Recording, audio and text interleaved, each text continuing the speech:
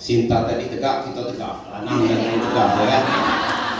Bismillahirrahmanirrahim. Assalamualaikum warahmatullahi wabarakatuh. Yang terhormat Ibu Sekretaris, Bapak Ibu Kepala Bidang KJF, Kasubag, Korlu, Kepala BPP, Merangkap Korlu, para penyuluh yang saya cintai, saya banggakan, dan seluruh jajaran staf yang kami banggakan. Mari kita bersyukur kepada Allah atas rahmat diberikan kepada kita berupa nikmat umur, kesehatan, kesempatan pagi hari ini. Kita dapat berkumpul di aula Dinas Pertanian dan Perikanan yang kita banggakan ini dalam rangka kegiatan kita rutin setiap tanggal 17 kita melaksanakan apel bersama dan rapat bersama, rapat staf, dan alhamdulillah pagi ini kita syukuran ya kawan-kawan ada 13 yang lulus P3K untuk Dinas Pertanian dan Perikanan. Salawat dan salam mari kita sampaikan kepada junjungan Nabi besar Muhammad sallallahu alaihi wasallam. Allahumma shalli sayyidina Muhammad wa ala ali sayyidina Muhammad. Atas tuntunan dan ajarannya kita terlepas dari alam jahiliyah menuju alam pengetahuan Islami yang kita sani pada saat ini. Bapak Ibu yang kami hormati, agenda kita hari ini cukup banyak. Pagi apel bersama saya bersama pejabat eselon 2 di Pemda. Kemudian dilanjutkan dengan pengukuhan pengurus Korfri masa bakti 2023-2028. Kemudian tadi ada ramah-ramah.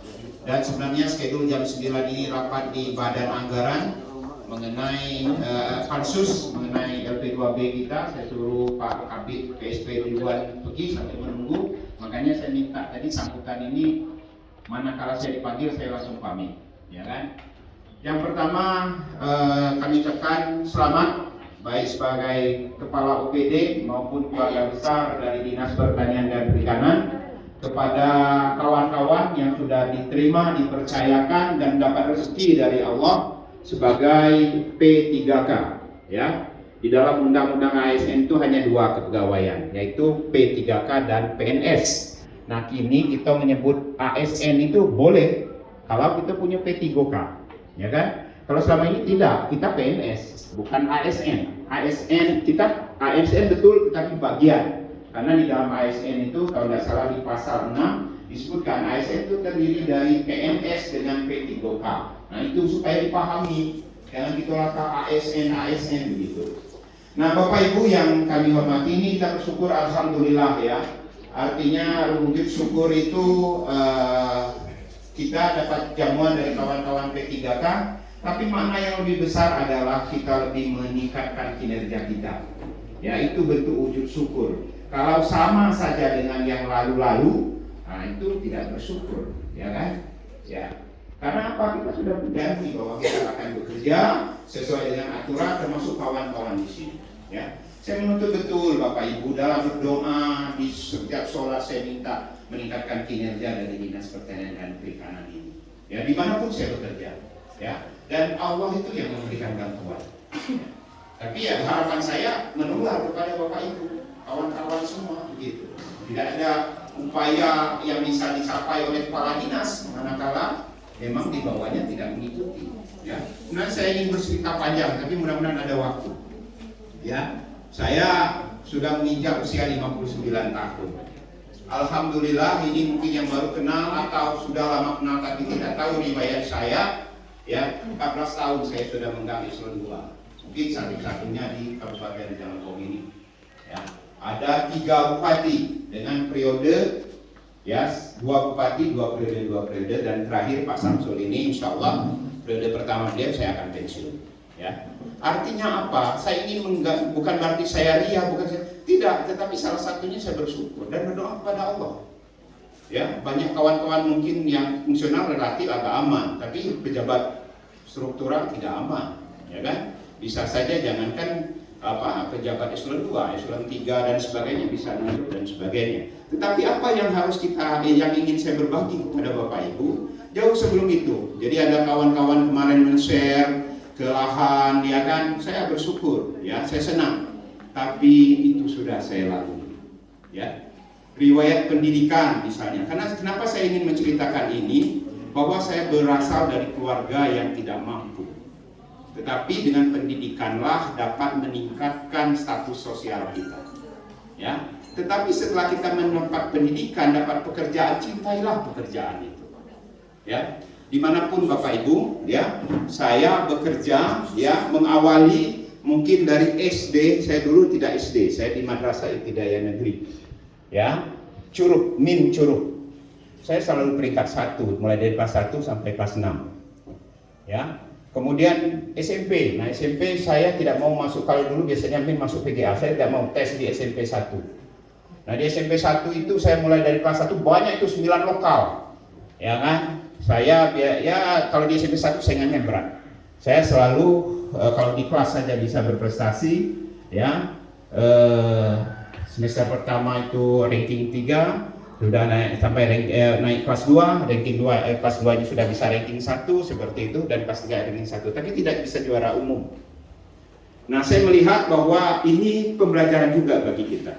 Manakala tidak adil atau kita merasa dizolimi, kita kan akan berontak.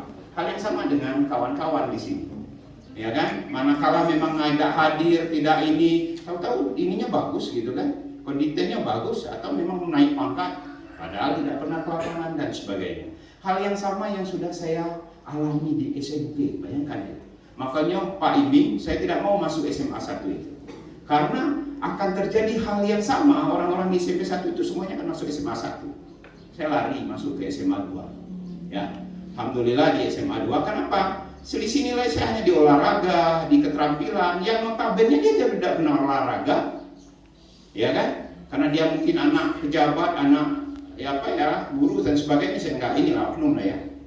Nah, itu menurut saya hal kecil saja, membekas di saya seumur hidup. Saya nggak mau masuk SMA 1 dulu, sampai bapak saya ya agak marah dengan saya, karena di dalam pemikirannya SMA 1 memang yang nomor 1, ya kan, dulu. Saya masuk SMA 2. Alhamdulillah di SMA 2 saya bisa berkembang. Mulai dari semester pertama saya juara umum. Ada sekali saya tidak juara umum, dapat juara umum kedua pada saat kelas 2 semester 2. Sampai selesai saya diterima di Universitas Bengkulu, ya, di Fakultas Pertanian melalui PMDK. Bergabunglah dengan Pak Ibing Junior atau Ibing. Tanyalah beliau, mulai semester 1 saya yang mendapat IP tertingginya, ya kan, sampai wisuda 265 orang, saya nomor 2. Saya usah ngomong iya atau tidak, memang kenyataan, ya, kenyataannya begitu. Maksud saya itu bersungguh-sungguh, saya selalu ingin yang terbaik, ya kan, ingin yang terbaik. Jadi wisuda 265, tapi saya di semester 2 udah beasiswa Super Smart. Maka kemarin silaturahmi penerima beasiswa Super Smart, 11 Maret kemarin kami diundang di Solo. Nah, saya itu terpanggil di sana karena saya merasa betul bahwa saya dibiayai oleh pemerintah. Waktu itu uang kuliah kami 10.000, tapi beasiswa Super Smart itu 25.000 per bulan, ya kan? Uang kuliah itu 10.000 per semester, ditambah uang praktek Pak Iming 10.000, artinya 20.000, berarti saya sekolahnya gratis.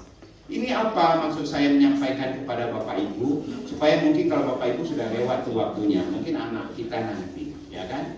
Nah, ini yang saya ingin sampaikan di sini. Mungkin selama ini tahu lah, ya kan, ya apa siapa kepala dinasnya gitu kan. Artinya meniti karir itu sampai akhirnya lulus, ya, saya tidak dapat nomor 1 hanya selisih IP 3,47, saya 3,46, ya.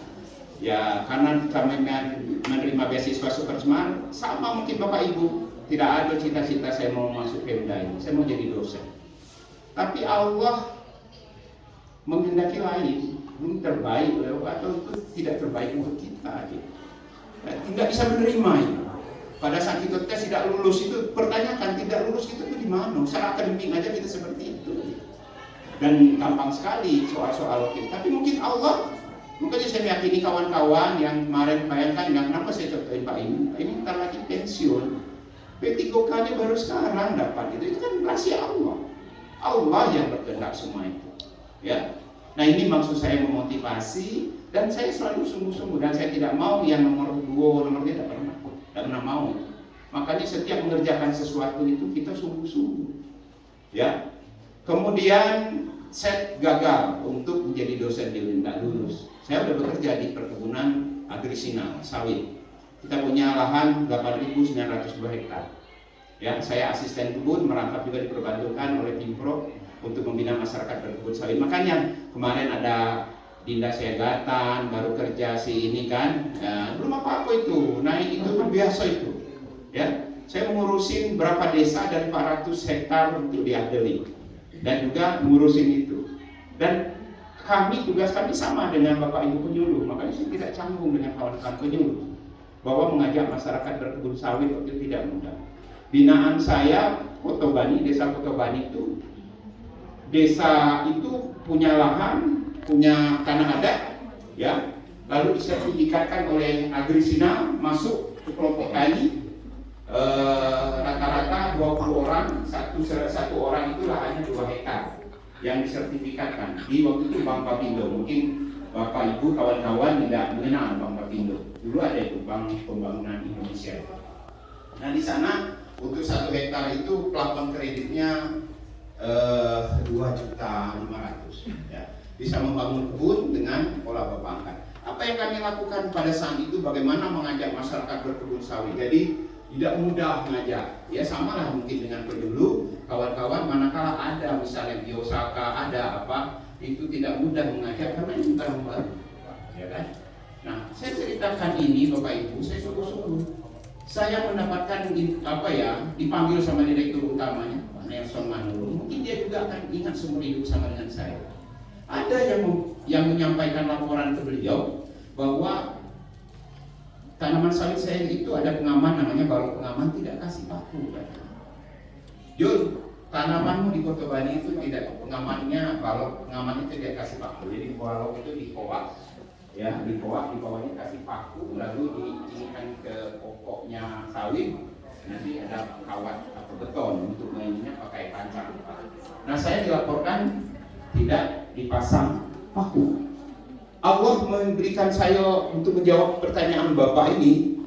Saya bilang, Pak Dirut, jangankan paku, sholat pun saya doakan kebun kita ini jadi. Sampai hari ini Bapak itu tidak pernah manggil saya lagi. Dan memang saya lakukan itu. Ya Allah, supaya kebun yang kami bina ini jadi. Alhamdulillah 2001 itu kebun yang sebina itu diresmikan oleh Menteri Dalam Negeri Pak Gini waktu itu. Nah maksud saya, berangkat saya itu dari kesusahan pendidikan, tetapi dengan kesungguhan, dengan peduli, ya itu yang saya lakukan. Ya. Tahun 1992 saya ikut tes CPNS, ya di Kabupaten Rejang Lebong. Tahun 94 baru keluar SK-nya, 2 tahun. Mungkin sama dengan kawan-kawan ini lebih ya, ada yang P3K-nya baru keluar begitu. Itu juga saya masukkan. Dapatnya di Kecamatan Lebong Selatan, tes. Istri saya pegawai di sebelah Putri Hijau. Bayangkan jarak. Artinya saya juga biasa terpisah dengan keluarga saya, bekerja jauh, dan itu saya lakukan. Ya, tidak sebentar Bapak Ibu. Ya, 4 tahun saya berpisah dengan keluarga saya, dan saya tidak pernah bolos. Setiap Sabtu, dulu sampai Sabtu bekerja, Sabtu baru pulang ke Bengkulu Utara. Senin pagi saya berangkat lagi. Seperti itulah yang kami alami. Nah jadi apa yang dirasakan, ya kan? Nah sampai dengan tahun kelima, ya sudah 5 tahun di tes itu saya ngikutin beasiswa. Nah ini juga sebagai pencontohan kepada kawan-kawan. Kalau ada peluang untuk pendidikan, ambil pendidikan itu. Dan saran saya keluar. Yang tugas belajar, ya kalau memang yang perempuan agak malas meninggalkan keluarga, silakan gitu kan. Tapi ambil tugas belajar. Kalau saya ambil tugas belajar, sayalah orang pertama dibiayai oleh Pemda Rejang Lebong mendapatkan tugas belajar. Dulu tidak mudah. Jangankan untuk dapat tugas belajar, untuk izin tes S2 saja tidak bisa. Nah, karena saya dalam pemilihan itu tidak ada yang berkenaan dengan Linearnya pertanian, pilihannya ada di UGM itu Magister Perencanaan Kota dan Daerah, Magister Administrasi Publik, Magister Manajemen, dan Magister Ekonomi Pembangunan. Nah, saya mengambilnya cuma bisa MPKD. Harapan saya bisa ke Bapeda gitu loh. Ya. Saya agak ciut, ya namanya ke UGM kan, itu dari kantor camat.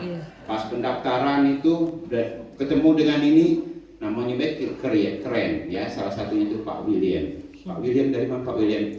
Dosen arsitek Unila. Alumni dari mana Pak?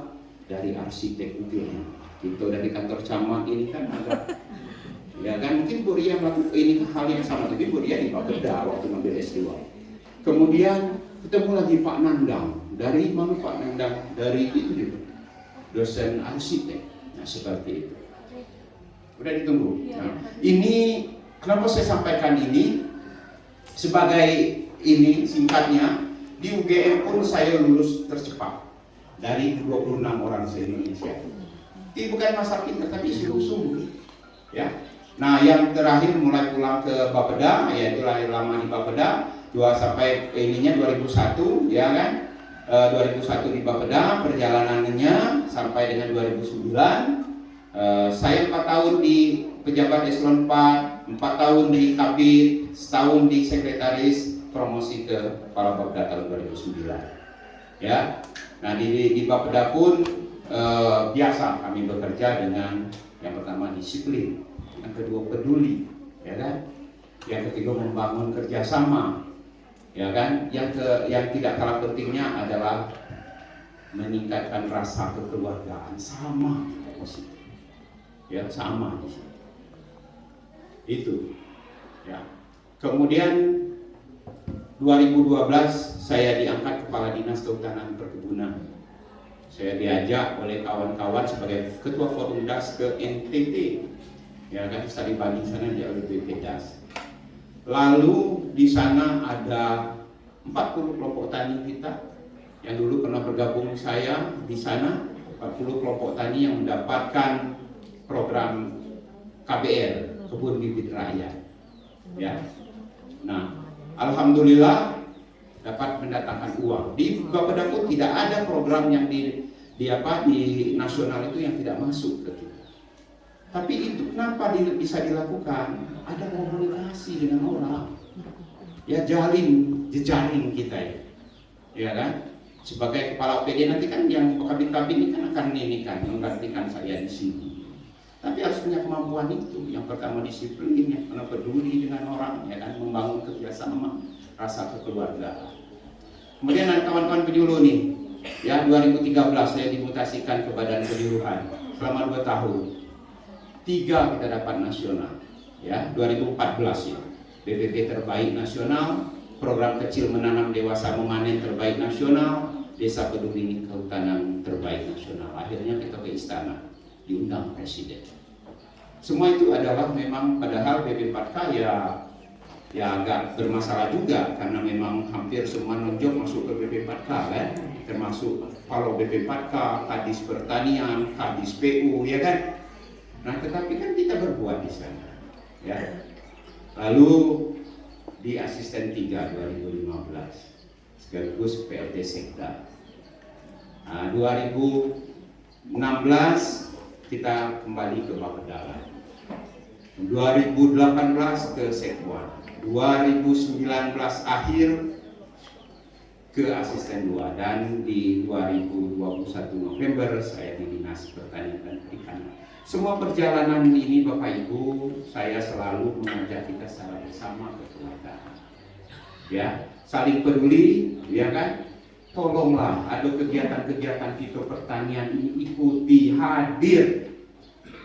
Ada yang tidak pernah hadir, saya lihat setiap tanggal 17. Bu Sekretaris, tolong dibuat absensinya sebagai bentuk kita peduli dengan orang yang hadir.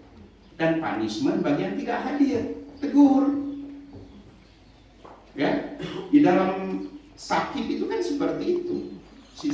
Kemudian sistem akuntabilitas internal pemerintah itu jangan kita biarkan, termasuk kawan-kawan ya yang Korlu ditunjuk sebagai Korlu, yang apa supaya memang di dalam hal bekerja itu ada peduli. Kalau orang tidak peduli lagi tidak ada enak Bapak Ibu.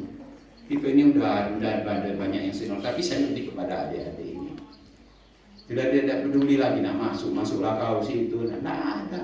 Tapi kalau saya tidak, ya saya tidak. Mohon maaf kalau memang ini tanpa Bapak Ibu kami jalan, tapi mari kita sama-sama bersama. Nah inilah yang ingin saya dari sekolahnya begitu, artinya saya ingin selalu yang terbaik. Nah saya ingin di Dinas Pertanian dan Perikanan ini semasa saya sini, alhamdulillah sudah menunjukkan arah itu. 2022 kita pendukung program pertanian terbaik seprovinsi Bengkulu. Nah itu yang harus artinya kawan-kawan sudah berbuat, tapi jangan lengah, ya. Karena bagaimanapun kita ini diharapkan betul, apalagi pada saat kemarau seperti ini, ya peduli, ya peduli. Kalau Bapak Ibu nengok YouTube saya terakhir nengok sawah talang benih itu kelihatan dari gambarnya kelihatan saya dungu, tahu dungu bahasa Jawa, kecewa, ya kecewa karena orang lain sudah mengekspos baru kita tahu pekerjaan kita. Tolong ya kawan-kawan penyuluh laporan ini tolong nanti Pak kepacil lah ya karena menyangkut masalah terutama tanaman pangan ya kan, tapi harus semua kita harus tahu ya untuk mengatasi El Nino ini Bapak Ibu ya. Yang pertama yang memang disoroti adalah tanaman pangan. Tolong lapor tengok betul sawah atau tanaman padi Bapak Ibu di situ bagaimana kondisi dan itu tidak bisa dilakukan kalau Bapak Ibu tidak lapangan. Kemudian baru tanaman palawija dan sebagainya. Karena ini akan disorotkan atau semua jadi ini kan kita. Ya, kami hanya ingin minta data itu saja. Pada saat orang nanya kami bisa jawab. Ya kan ini kondisi. Kalau memang butuh pertolongan Brigade Arsitan kita punya pompa, tapi dengan catatan pompa kita tidak ada biaya operasionalnya. Kita tolong dengan petani itu kalau tidak mampu, ya kok boleh buat. Ya, saya tidak mengajarkan Bapak Ibu untuk mengambil anggaran yang tidak pada tempatnya, tapi bagaimana upaya yang tidak benar saya tidak ingin. Ya, karena ini di akhir karir saya. Ya, saya pengen betul ikuti aturannya, ikuti tata caranya. Kalau tidak ada, tapi dianalisa. Kira-kira biaya BBM-nya lebih besar lah dari padi yang diselamatkan, ya mikir gitu kan. Iya kan? Nah, tapi ngajak mikirnya itu sama-sama dengan petani. Jangan kita yang menurut analisa kami tidak sesuai antara biaya minyak dengan biaya operasional. Nah, jadi seperti itu Bapak Ibu. Sekali lagi selamat kepada yang mendapatkan SK. Bersyukur itu tidak hanya kita bersyukur pada Allah, tetapi bagaimana meningkatkan kinerja itu. Ya kan? Saya kemarin sebagai agen perubahan ikut Zoom meeting yang berakhlak itu mudah-mudahan sudah ngisi galau ya. Nah, alhamdulillah. Kalau tidak cuma ngisi itu aja kok susah itu tadi saya ngomong. Kalau kita tidak peduli tidak pernah mau gitu. Ya, mungkin ini saja semua cerita saya tadi. Kalau ada baiknya ambil hikmahnya. Tapi ingat bahwa kita bertanggung jawab terhadap pekerjaan itu bukan hanya kepada pimpinan, tetapi kita berjawab pada Tuhan yang Maha Kuasa yang akan menilai Bapak Ibu kita digaji oleh pemerintah. Ya. Oleh karenanya saya berharap betul tidak ada lagi yang tidak ke lapangan, tidak ada lagi yang tidak masuk kantor, tidak ada lagi yang bolos. Ya, pagi absen, bolong di tengah sampai sore baru datang absen lagi. Aku tidak, Zulkarnain mungkin sekali-sekali melihat, tetapi Allah akan melihat Bapak Ibu. Camkan, tidak berkah. Gaji yang terdapat itu tidak berkah karena kita tidak bekerja. Kalau Bapak Ibu masih melakukan itu, jangan hambatkan ambunan masuk surga kelak. Karena saya bos ini kan diminta nih, saya akan jawab sebagai pemimpin. Sudah saya ngomong Bapak Ibu si A itu dulu sudah saya omong, masuklah kerja, gaji kamu dari pemerintah itu karena kita bekerja. Kalau tidak, tanggunglah dosanya masing-masing. Ya, karena saya lihat fenomena itu seperti itu, terutama di lingkup kantor kami ini. Kalau yang BPP dengan ini kan jauh dari jangkauan pandangan saya. Tetapi di sini saya tengok seperti itu fenomenanya. Ya, ada lagi yang memanipulasi absensi. Saya lebih senang dengan real apa adanya. Kalau saya tidak masuk, saya tidak masuk. Kalau saya masuk, ya harus masuk. Jadi tolong betul, ya tingkatkan disiplin, tingkatkan kinerja Bapak Ibu. Ya bersyukur itu wujudnya seperti itu. Mungkin ini yang bisa kami sampaikan. Mohon maaf dalam penyampaian ada kurang berkenan. Tidak lain adalah untuk memotivasi ya rata-rata adik-adik saya, ya kan, untuk kita bekerja lebih baik. Atas perhatian kami ucapkan terima kasih. Mohon maaf kami terdapat kekurangan. Kami akhiri bila taufiq wal hidayah. Assalamualaikum warahmatullahi wabarakatuh. Waalaikumsalam. Kalau usah bertanya, saya nanti langsung pamit. Kalaupun masih